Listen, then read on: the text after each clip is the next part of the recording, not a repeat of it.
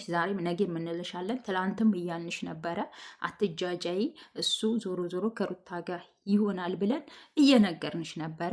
አሁንም ቢሆን በዚሁ ከቀጠልሽ ቀጥይ።